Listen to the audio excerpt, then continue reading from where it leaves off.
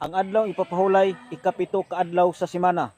Karon, mangutana ko sa inyo, kamuntanan taga Dominguista, mangutana ko sa inyo. Unsa adlaw ang ikapitong adlaw sa semana?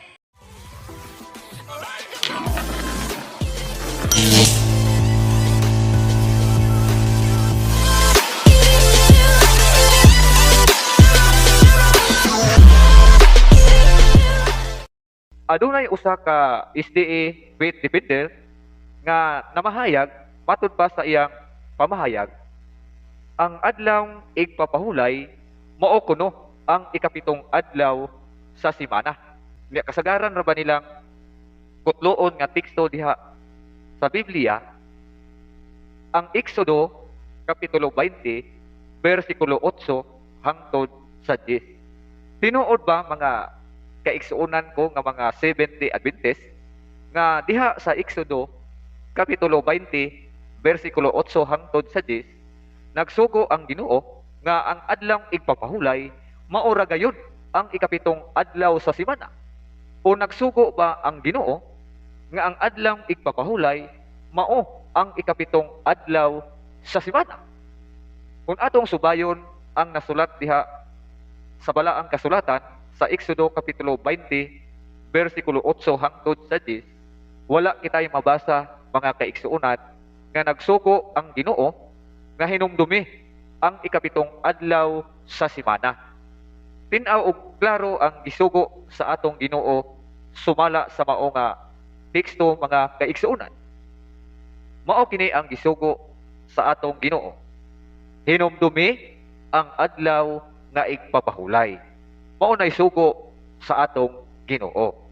Sa bersikulo 9, makatrabaho kamo sulod sa unom ka adlaw. Ug ang ikapito mao ang adlaw nga igpapahulay nga gigahin alang kanako. Mao nay sugo sa atong Ginoo. Hinumdumi ang adlaw nga igpapahulay.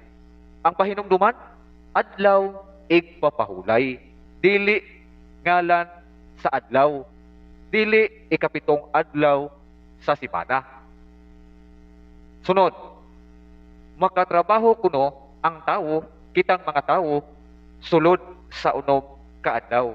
Ug ang ikapito mao ang adlaw nga igpapahulay nga igahin sa tawo ngadto sa pagsimba sa Dios. Mao nay sugo sa atong Ginoo. Kining atong mga kaigsuonan nga mga magwawali sa Seventh-day Adventist kay ila mang utrohon ang nasulat diha sa Biblia. Diha sa Exodo kapitulo 20 bersikulo 8 hangtod sa 10, wala nagmensyon ang Ginoo nga ang adlaw igpapahulay mao ang ikapitong adlaw sa semana. Kanang ikapitong adlaw nga gihisgutan diha sa mao nga teksto mga kaigsuonan, wala kana magpasabot nga ikapitong adlaw sa semana. Kundili kanang ikapitong adlaw nga gihisgutan diha, wala kanay piho nga ngalan sa adlaw. Dakong bakak kanang giingon sa mga magwawali sa Seventh-day Adventist. Gani kung atong basahon ang Jewish Encyclopedia volume 10 page 604, tinaw og klaro nga nagpasabot diha nga ang ikapitong adlaw walay piho nga ngalan sa adlaw. Kanang ikapitong adlaw nga gihisgutan diha mao kana ang isa ka adlaw human ang unom ka nagsunod-sunod nga adlaw.